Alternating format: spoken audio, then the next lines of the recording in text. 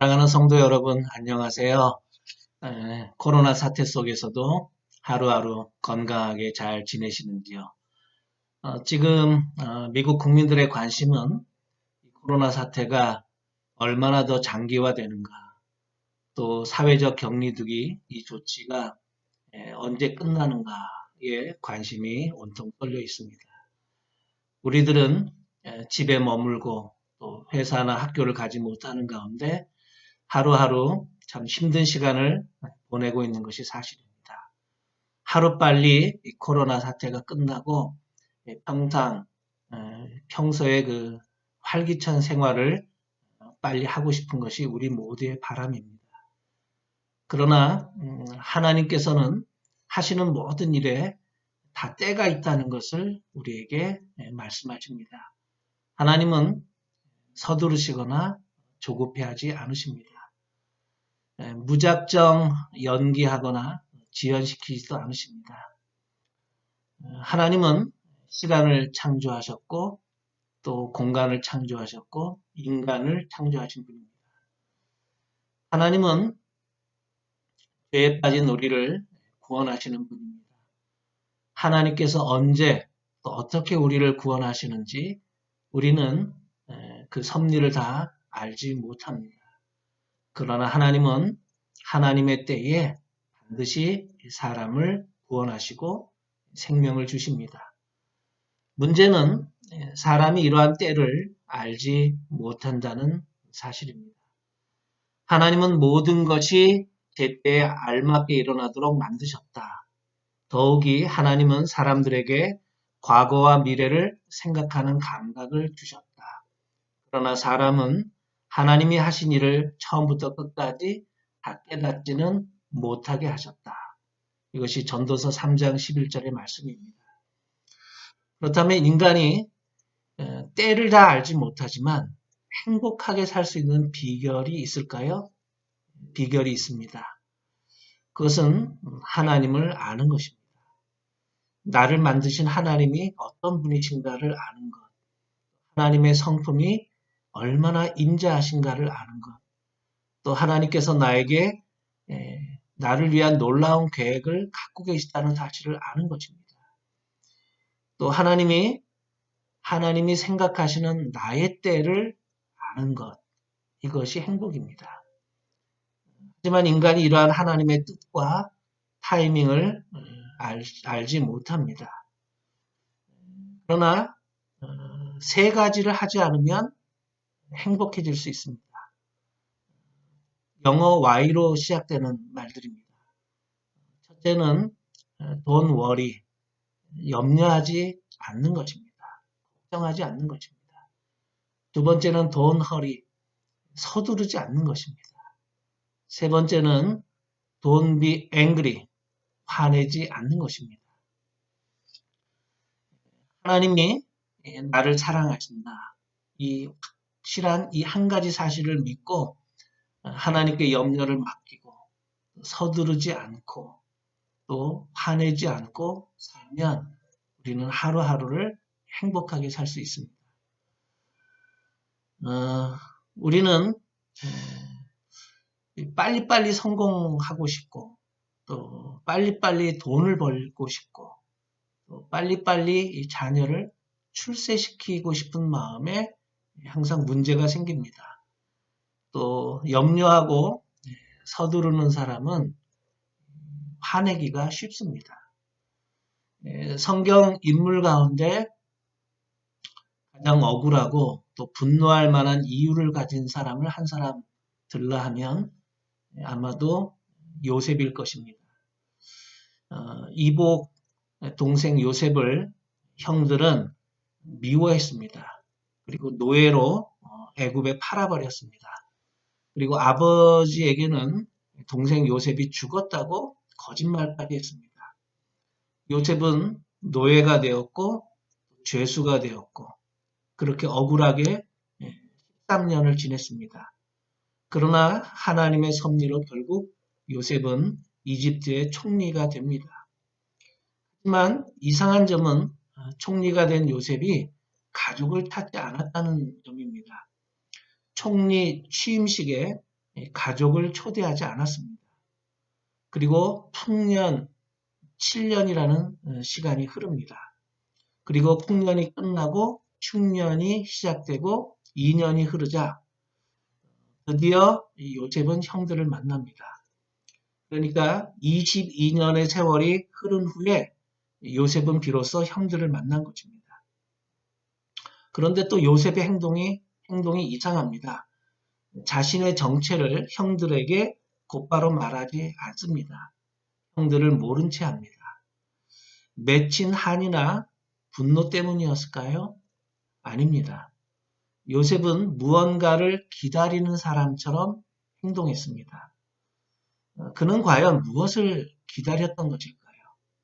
그리고 그가 진심으로 준비해온 일들이 무엇이었을까요?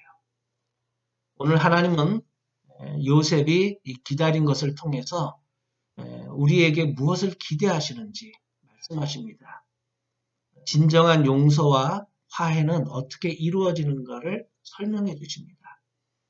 지금 전 세계는 이 코로나 바이러스 때문에 유럽과 또 미국이 중국을 상대로 소송을 하고 또 중국도 우리 또한 피해자라는 이런 말을 하고 또 가진 자와 못 가진 자, 부자와 가난한 자, 또 진보와 보수 진영으로 우리는 그동안 많은 갈등을 겪어왔습니다.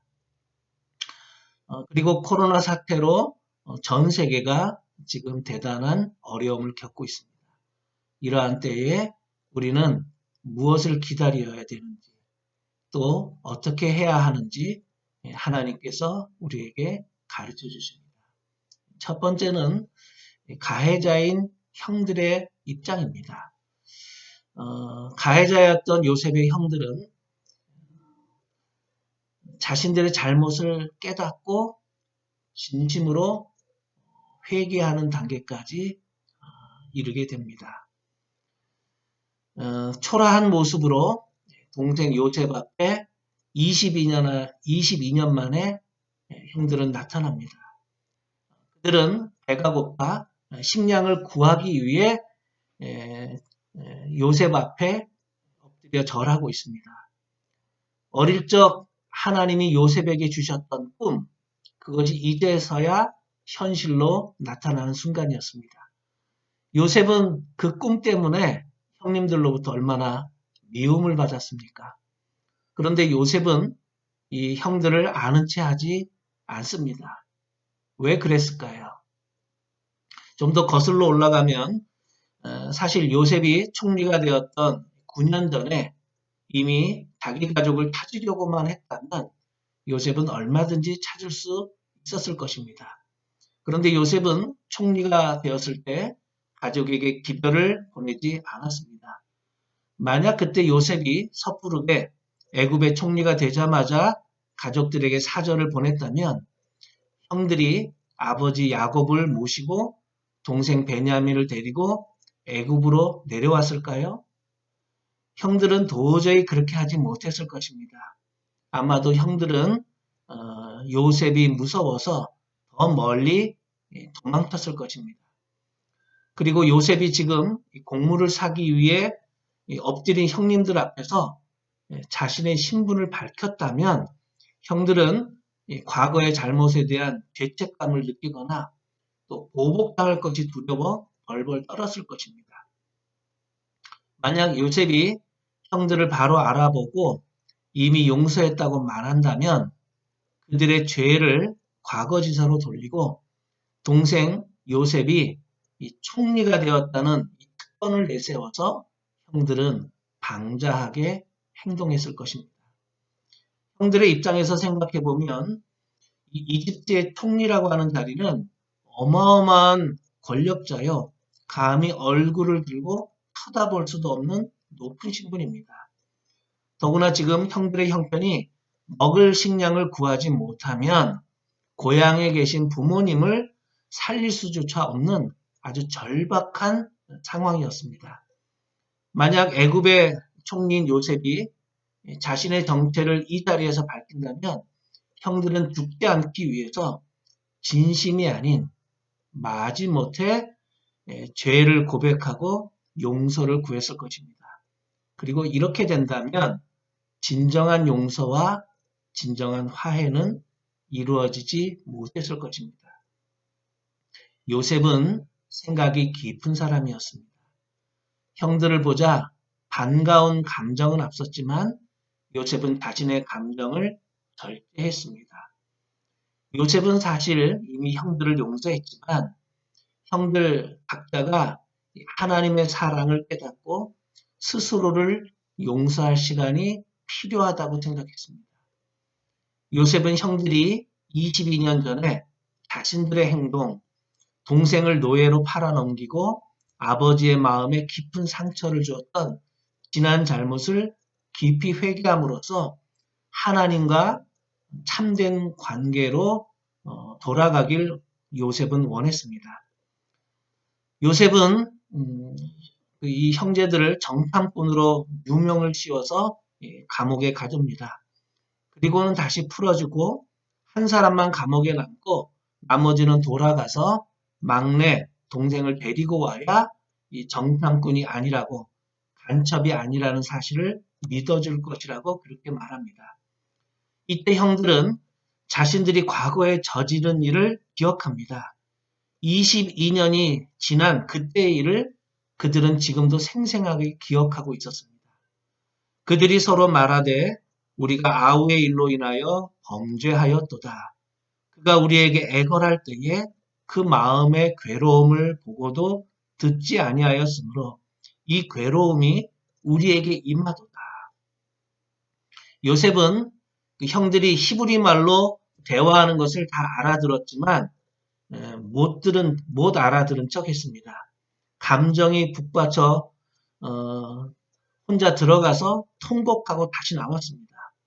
며칠 후에 형들이 자기 친동생 베냐민을 데리고 나타나자 요셉은 마음이 타는 듯 다시 감정이 북받쳐서 몰래 들어가 울고 나왔습니다. 요셉은 이렇게 자기의 감정을 억누르면서 한 가지를 확인하고 싶었던 것입니다. 형들이 22년 전 옛날에 자기를 버렸듯이 지금도 배다른 동생인 베냐민을 그렇게 이용하고 곡식을 얻고 그 다음에 동생을 버릴까? 만약 형들이 변한 것이 없다면 분명히 이 기회를 이용해서 자신들의 목적을 달성하고 나면 막내 동생인 베냐민도 그렇게 버릴 것이라고 생각한 것입니다. 아버지 야곱에게 돌아가서는 베냐민이 애굽 총리의 물건을 절도했다고 말하고 베냐민의 그런 행동을 비난하면 그만이었습니다. 그러나 22년의 세월이 흐른 지금 형들은 변해 있었습니다. 44장에 보면 유다가 자기 동생 베냐민을 빼앗기지 않기 위해 요셉에게 간절히 호소하는 내용이 나옵니다. 자신이 이 베냐민을 대신하여 남을 테니 이 베냐민은 이 형제들과 함께 아버지께 돌려보내 달라고 간청을 합니다. 자신이 저지른 일에 대한 대가를 자신이 그대로 받겠다는 각오로 형제를 위하여 호소하는 이 유다의 모습을 보면서 요셉은 자신이 기다리던 그것이 이제 준비가 되어 있구나 하는 것을 확인합니다. 형들을 진심으로 지난 과거에 이 형들이 진심으로 지난 과거의 잘못을 뉘우치고 회개하는 것을 요셉은 확인한 것입니다. 하나님은 지금도 진심으로 회개하는 사람을 용서하시고 구원해 주십니다. 하나님은 우리의 진심 어린 회개를 가장 기뻐하시고 이 순간을 기다려 주시는 분입니다. 두 번째 입장, 피해자인 요셉의 입장에서 생각해 보겠습니다. 피해자인 요셉은 이제 하나님의 뜻을 깨닫는 것, 이것이 가장 중요했습니다. 하나님은 요셉이 억울하다고 생각하고 피해 의식 속에서만 살 것인가? 아니면 하나님의 뜻, 하나님의 섭리를 깨닫고 하나님의 은혜에 감사하는 사람이 될 것인가? 이것을 유심히 지켜보고 계셨습니다. 요셉은 속으로 수도 없이 생각했을 것입니다. 하나님께서 왜 나에게 어릴 적에 꿈을 꾸게 하셨을까? 도대체 내가 어릴 적 꾸었던 그 꿈의 의미가 무엇일까? 사람이 꿈을 꾼다는 게 인생에서 어떤 의미일까? 모진 고통의 세월을 겪으면서 요셉은 하나님의 뜻이 무엇일까? 이것을 고민하고 또 고민했을 것입니다. 왜 나는 형들에게 황당한 꿈 이야기를 해서 나는 형들로부터 미움을 받았을까? 왜 아버지 야곱은 나를 편애해서 나에게만 예쁜 옷을 입혀주셨을까? 왜 나는 17살에 노예로 팔아와서 종살이를 하고 또 옥살이를 하고 왜 나는 이런 고난을 겪게 된 것일까? 하나님은 나를 사랑하시는데 왜 사랑의 하나님이 나에게 이런 시련을 겪게 하시는 걸까? 요셉은 깊이 고민했을 것입니다. 이집트의 총리가 되는 것, 그것은 사실 요셉의 꿈은 아니었습니다. 요셉의 야망도 아니었습니다. 하나님께서 정하신 시간에 하나님의 오묘한 방법대로 이루어진 사건입니다. 이런 과정을 통해서 요셉은 다시 한번 하나님의 깊으신 섭리를 생각합니다. 하나님께서 어린 나에게 꿈을 주신 데는 다 충분한 이유가 있으셨구나. 나를 애굽의 총리로 삼으신 이유는 생명을 죽이라고 권력을 주신 것이 아니라 생명을 살리라고 나에게 권력을 주신 것이구나. 형들에게 복수하고 그들을 죽이기 위해서 자신을 국무총리로 세운 것이 아니고 자기 동족 이스라엘을 구하고 하나님의 살아계심을 증거하기 위해서 나를 이 자리에 앉히신 것이구나. 그래서 형들에게 요셉은 자신의 이러한 분명한 신앙을 다음과 같이 고백합니다. 당신들이 나를 이곳에 팔았다고 해서 근심하지 마소서, 한탄하지 마소서. 하나님이 생명을 구원하시려고 나를 당신들보다 먼저 보내셨나이다. 이 땅에 2년 동안 흉년이 들었으나 아직 5년은 밭갈이도 못하고 추수도 못할지라. 하나님이 큰 구원으로 당신들의 생명을 보존하고 당신들의 후손을 세상에 두시려고 나를 당신들보다 먼저 보내셨나니 그런즉 나를 이리로 보낸 이는 당신들이 아니요 하나님이시라. 하나님이 나를 바로에게 아버지로 삼으시고 그 온 집의 주로 삼으시며 애굽 온 땅의 통치자로 삼으셨나이다. 요셉의 이러한 신앙적 깨달음은 자신의 인간적인 욕망이나 감정풀이보다 하나님의 뜻을 이루는 도구가 되었습니다. 하나님의 뜻에 맞춘 인내였습니다. 하나님의 뜻에 맞춘 기다림이었습니다. 요셉의 이러한 하나님을 향한 믿음은 형제들이 서로를 미워하고 살해하는 것을 막아주었습니다. 이스라엘 12지파가 서로를 용서하고 화해하여 아름다운 연합을 이루도록 만들어 주었습니다. 하나님은 요셉의 이러한 신앙과 깨달음을 통해서 우리에게 말씀하십니다. 공동체가 다시 회복하고 연합할 수 있는 길은 각자 자신의 입장과 감정보다 하나님의 뜻이 무엇인가를 깊이 기도하고 순종할 때 진정한 용서와 화합이 이루어진다는 사실입니다. 미국도 마찬가지입니다. 공화당과 민주당이 연합정부와 각 주지사들이 서로 연합하고 화해해야 할 때입니다. 또 자본가들과 노동자들이 서로 화해해야 할 때입니다. 또 진보와 보수 이렇게 갈라진 사람들이 서로를 이해하고 서로 화해하는 것. 이것이 하나님께서 우리에게 진정으로 원하시는 뜻이 아니겠습니까? 마지막 세 번째로 생각해야 될 점은 하나님의 뜻에 맞춘 이러한 기다림, 그리고 형들의 변화, 이것은 우리가 사는 이 사회를 용서와 화해로 만들어 준다는 점입니다. 요셉은 형들에게 간곡하게 호소합니다. 이제 곧 아버지께로 가셔서 아버지의 아들 요셉이 하는 말이라고 하시고 이렇게 말씀을 드려주십시오.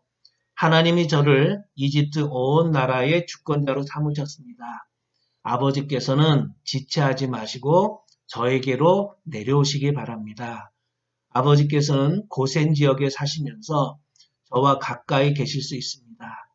아버지께서는 아버지의 여러 아들과 손자를 거느리시고 양과 소와 모든 재산을 가지고 오시기 바랍니다. 흉년이 아직도 5해나 더 계속될 것입니다. 제가 여기에서 아버지를 모시겠습니다.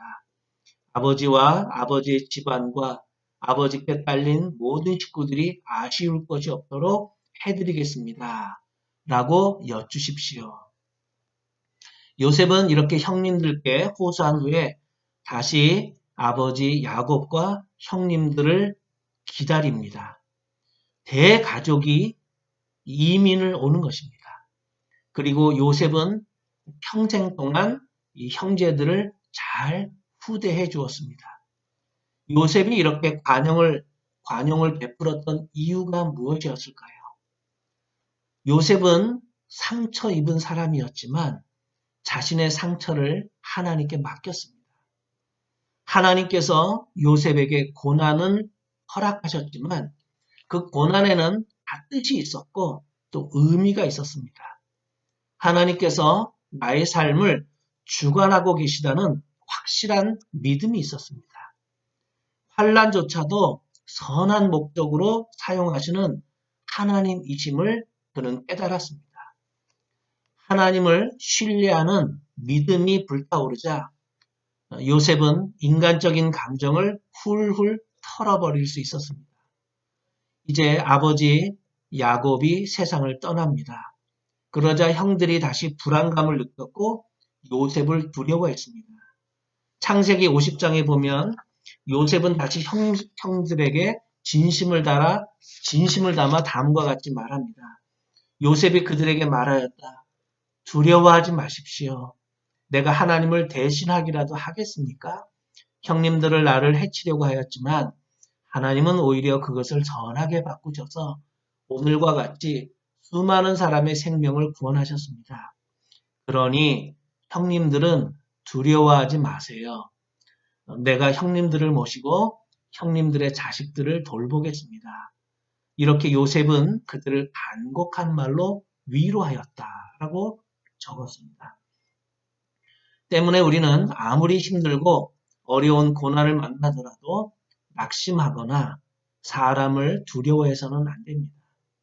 하나님께서 우리 삶을 주관하시기 때문입니다. 세상은 코로나로 인해서 대단히 어려움을 겪는 것이 사실입니다.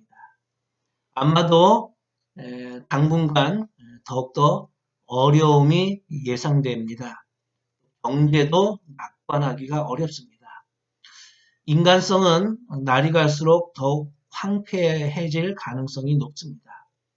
인간관계는 우리의 바람과는 달리 사랑이 식어질 수도 있고 고발 사건이 늘어날지도 모릅니다. 하지만 하나님께서 우리와 늘 함께 하십니다. 우리가 할 일은 하나님의 때를 기다리는 일입니다. 하나님의 깊으신 뜻을 헤아리며 사는 것입니다. 하나님의 사랑에는 변함이 없습니다. 하나님의 능력도 변함이 없습니다. 예수님께서 십자가를 통해서 죄 많은 우리를 용서의 자리로 인도해 주셨습니다. 그리고 부활하신 예수님은 우리를 지금도 소망의 자리로 인도하고 계십니다. 우리는 용서받은 죄인입니다. 서로를 불쌍히 여기고 서로 용서하고 서로를 축복하고 사랑하는 일만 하라고 하나님께서 우리에게 말씀하십니다. 기도하겠습니다. 하나님, 지금 코로나 바이러스가 장기화되면서 전 세계 모든 사람들이 이 코로나 바이러스가 언제 끝날까 초조함과 불안 속에서 때를 기다리고 있습니다. 이러한 고난의 때에 하나님께서 요셉을 통하여 우리에게 말씀해 주시니 감사합니다. 요셉처럼 하나님의 때를 기다리고 또 서로를 이해하고 용서하는 화해의 계절이 이 지구촌에 다시 찾아오게 하여 주옵소서. 국가 원수들이 서로를 탓하거나 원망하는 일이 아니라 비탄에 빠진 국민들을 안정시키고 지혜로운 정치, 국민들을 아끼고 사랑하는 그러한 정치를 펴나갈 수 있도록 지혜와 통찰력을 허락하여 주옵소서. 저희들은 힘든 시간이지만 하나님의 사랑을 믿고 또 근심 걱정을 하나님께 맡기며 잘 참고 인내하게 하여 주옵소서. 예수님의 이름으로 기도드립니다. 아멘. 여러분 들어주셔서 감사합니다. 오늘도 평안하세요.